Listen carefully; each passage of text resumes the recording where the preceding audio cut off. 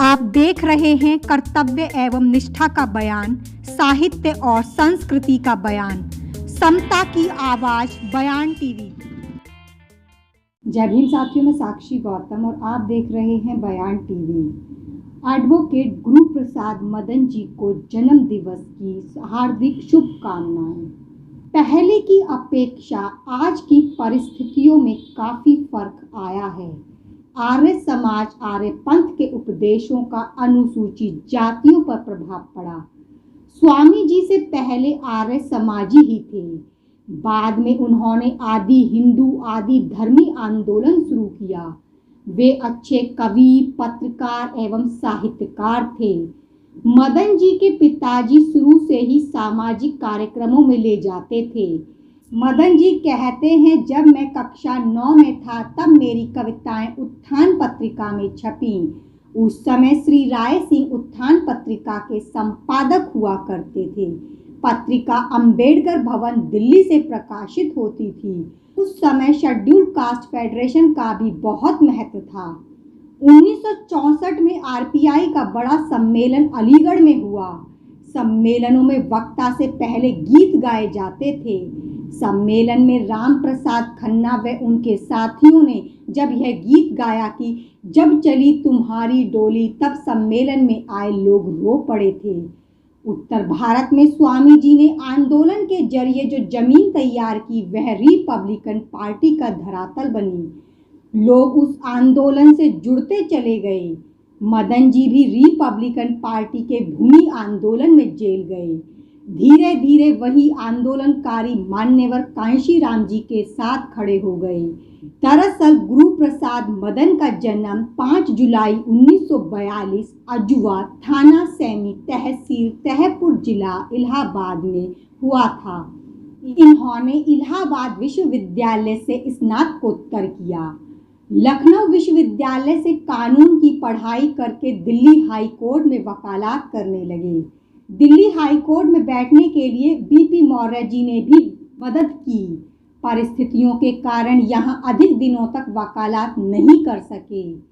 कुछ दिन बाद ही इलाहाबाद हाई कोर्ट में वकालत करने लगे। मदन जी लंबे समय से इलाहाबाद हाई कोर्ट में वकालत कर रहे हैं। ये एक सामाजिक कार्यकर्ता के साथ साथ लेखक और कवि के साथ पत्रकार भी हैं और हैं दलित आंदोलन के दस्तावेज संग्रहकर्ता के रूप में भी इनकी एक पहचान है। स्वामी अच्युतानंद हरिहर द्वारा चलाए गए आंदोलनों के हैंडबिलों से लेकर अब तक के हैंडबिल, पोस्टर, समाचार पत्र, स्मारिकाएं, बुकलेट के अलावा पुरानी से पुरानी किताबों को इनके यहाँ बखूबी के साथ देखा जा सकता है। आंदोलन की सीख इन्हें विरासत से मिली, क्योंकि इनके पिताजी महाशय भिक्खूलाल स्वामी अच्युतानंद हरिहर के साथ रहे। मदन जी के शब्दों में कहा जाए तो 2 अप्रैल 2018 को स्वतः ही उबाल का मंदिर दलितों में फूट पड़ा है। इसकी सबसे बड़ी विशेषता यह रही कि यह पहली बार हुआ कि यह प्रदर्शन की लीडरशिप कोई बड़ा राजनेता नहीं कर रहा था। ये जो मूवमेंट था वो ग्रास रूट का मूवमेंट था, किसी का थोपा हुआ नहीं था। दलित समाज अपने अधिकारों के प्रति जागरूक हुआ है। यह आंदोलन भारत में एक बड़ा संदेश लेकर के आया। इस आंदोलन से सारा देश प्रभावित हुआ। दलित जागृति का यह एक आदर्श स्रोत था।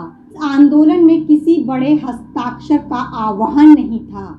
यह एक महत्वपूर्ण बात है। लोगों ने न्यायपालिका के निर्णय को देखा, सुना, पढ़ा और महसूस करके आंदोलन का रूप लेने के लिए तैयार हुए। इसमें 10 से 18 वर्ष के नौजवान सड़कों पर उतरे। इससे यह प्रतीक होता है कि लोग अपने ऊपर हो रहे अत्याचार को बर्दाश्त नहीं करेंगे, बल्कि उसका डटकर विरोध करेंगे। इस दिन वर्णवादी लोगों ने जो टिप्पणियां टेलीविजन को देखने पर, रेडियो पर सुनने तथा समाचार पत्रों को पढ़ने से मिली, उनसे प्रतीत होता है कि ये लोग लोकतंत्र में विश्वास नहीं करते। इनकी संस्कृति गैर बराबरी, नाइंसाफी पर आधारित है।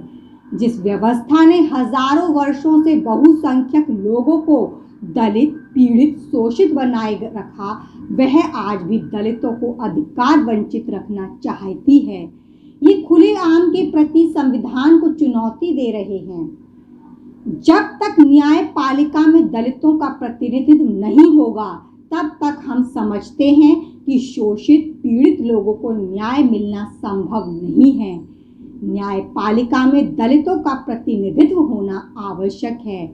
यह देखा गया है कि जो भी सामने आया वो आरक्षण को लेकर सामने आया। मदन जी का कहना है कि आरक्षण विरोधी रोस्टर, प्रमोशन व रिजर्वेशन को खत्म करना चाहते हैं।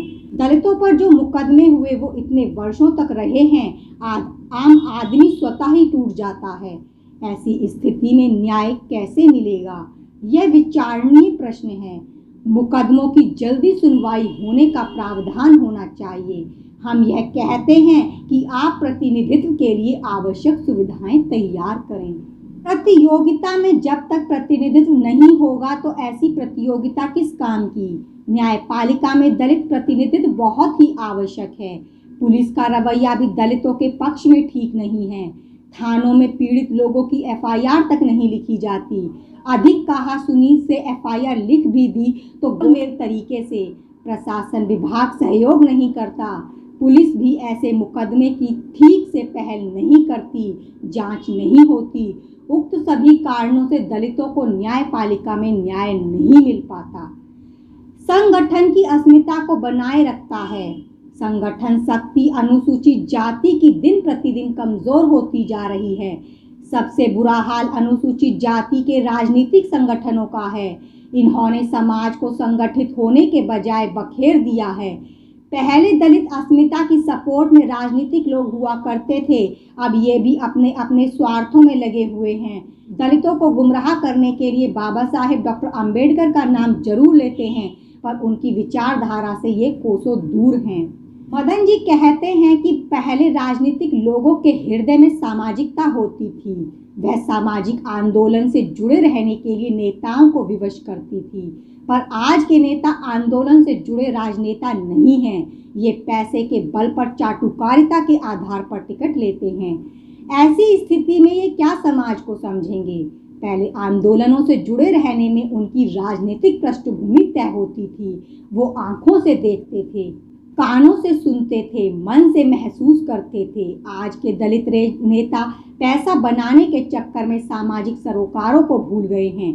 फिर इनके लिए दलित अस्मिता कोई मायने नहीं है। ये लोग आरक्षित सीटों पर जीत कर जरूर जाते हैं, पर पार्टी के खिलाफ बोल नहीं सकते।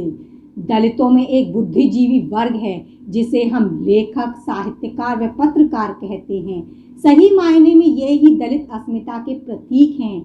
ये अपने अपने तरीके से लिखकर बाबा साहेब डॉक्टर अंबेडकर के विचारों को प्रसारित करते हैं। मदन जी बताते हैं कि मेरे पिताजी उस वक्त बताया करते थे, यानी घर घर में मिट्टी की हांडी रखी जाती थी, उसमें मुट्ठी भर आटा डाल देते थे, जबकि हमारे पास पैसा जैसा धन नहीं था। ये बहुत बड़े दुख की घड़ी है। बाबा साहेब डॉक्टर अंबेडकर ने कहा था कि जो लोग मिलिट्री में गए उनका साहित्य के प्रति रुझान हुआ, वो साहित्य देखने को मिला। रुचि अब वहाँ है। ऐसी स्थिति में बुद्धिजीवियों का ट्रस्ट बने, ट्रस्ट के माध्यम से संग्रहालय, उसमें दलित चिंतकों की किताबें, पत्र पत्रिकाएं, स्मारकाएं, हैंडबिल, पोस्टर के अलावा उनकी कलाकृतियों को रखा जाए। यही चीजें आने वाली युवा पीढ़ी को प्रेरित करेंगी। शोधार्थियों के लिए सामग्री मिलेगी तो दलित अस्मिता अपने आप में जिंदा रहेगी। मैंने ऐसा सोचकर डॉक्टर अंबेडकर बुद्ध शोध संस्थान इलाहाबाद में स्थापित किया है। आने वाले समय में इसे क्रियान्वित रूप दूंगा। दलितों की आय बाढ़ के पानी की तरह है। यदि यह आय सुनिश्चित हो जाए तो दलितों का अपना मीडिया हो सकता है। मान्यवर कांशीराम के सूत्र के अनुसार बात करें तो पता चलता है कि हर सरकारी कर्मचारी 10 रुपए भी मीडिया के लिए दे तो दलितों का एक सशक्त मीडिया बन सकता है, क्योंकि लोकतंत्र का चौथा खंभा मीडिया कहलाता है। पर हमारा मीडिया स्वर्ण मीडिया की अपेक्षा बहुत कमजोर है। इसलिए दलित अस्मिता पर जब भी हमला होता है वह मीडिया के द्वारा ही होता है। आज जितना दलित मीडिया है उतना अच्छी भूमिका नहीं निभा रहा है। ये देखो कि जो 2 तारीख को आंदोलन हुआ उसकी तैयारी के लिए ना कोई हैंडबिल छपा और ना कोई पोस्टर, मात्र फोन के द्वारा एसएमएस भेजे गए थे। इस तकनीक ने लोगों को जागृत करने में महत्वपूर्ण भूमिका निभाई। जितनी भी पार्टियां हैं उन पार्टियों के मुखपत्र हैं। उन मुखपत्रों ने दलितों को राजनीति की तरफ प्रेरित किया। बाबा साहेब डॉक्टर अंबेडकर के समाचार पत्रों ने उनके आंदोलन को धार दी। वहीं कांशीराम के आंदोलन को बहुजन संगठक ने भी। अलीगढ़ से प्रकाशित होने वाले समाचार पत्र जमी के तारे को कहूं या फिर मेरठ से प्रकाशित होने वाले भीम सैनिक को, इन्होंने दलित जागृति में विशेष योगदान दिया। ये आप देख रहे हैं कि जो सक्षम पार्टियां हैं वो बाबा साहेब डॉक्टर अंबेडकर का नाम लेकर के अपने कार्य को करती हैं। हमारे लोग छोटे छोटे कस्बों महानगरों से पत्र पत्रिकाएं निकाल रहे हैं। इसको सशक्त करने के लिए ग्राहक बनाना, सामूहिक रूप से मदद करना, अपने अपने व्यवसाय के प्रचार प्रसार के लिए विज्ञापन देना भी जरूरी है, क्योंकि हमारी पत्र पत्रिकाएं व्यवसाय नहीं हैं, ये चंदे पर चलती हैं। दैनिक समाचार पत्र एक व्यवसाय है, टीवी चैनल भी एक व्यवसाय है। दलित व्यवसायी और दलित नेताओं को भी दैनिक पत्रों के विषय में सोचना चाहिए। इस व्यवसाय से दलित युवाओं को एक अच्छा खासा रोजगार मिलेगा। समाज में जिस समाचार को गैर दलित मीडिया तोड़ मरोड़ कर प्रस्तुत करता है उसे सही ढंग से प्रस्तुत करेगा। जिस मीडिया को कांशीराम मनुवादी मीडिया कहते थे उस पर दबाव बढ़ेगा। जैसे कांशीराम ने बहुजन समाज पार्टी के माध्यम से भारतीय राजनीति पर दबाव बनाया। कांशीराम साहब के आंदोलन की जो पृष्ठभूमि रही वो महाराष्ट्र के पूना में रही। मदन जी कहते हैं कि वहीं से कांशीराम जी का ध्यान ज्योतिराव फूले, गाडगे महाराज, बाबा साहेब डॉक्टर अंबेडकर की तरफ गया। उत्तर भारत में स्वामी जी के आंदोलन की तरफ नहीं गया। स्वामी जी की उपेक्षा महसूस जरूर हुई। उनके नाम का ना तो कोई विश्वविद्यालय बनाया गया और ना ही उनकी मूर्तियां लगाई गईं। उन्होंने उत्तर भारत में इतना बड़ा आंदोलन खड़ा किया जिसका देश के विभिन्न राज्यों में गहरा असर पड़ा। यानी उत्तर भारत के पंजाब में आदि धर्मी, उत्तर प्रदेश में आदि हिंदू तथा दक्षिण भारत में आदि तमिल, आदि कन्नड़, नमो शूद्रा आदि के बैनर तले दलित, पिछड़े एवं आदिवासी इकट्ठे हुए। इतने बड़े आंदोलनकारी की उपेक्षा करना मैं उचित नहीं मानता। धन्यवाद साथियों। आपके अपने बयान टीवी चैनल को लाइक शेयर के साथ सब्सक्राइब करने के बाद घंटी का बटन दबाना न भूलें। जाते जाते अपनी कीमती राय कमेंट्स बॉक्स में जरूर लिखें।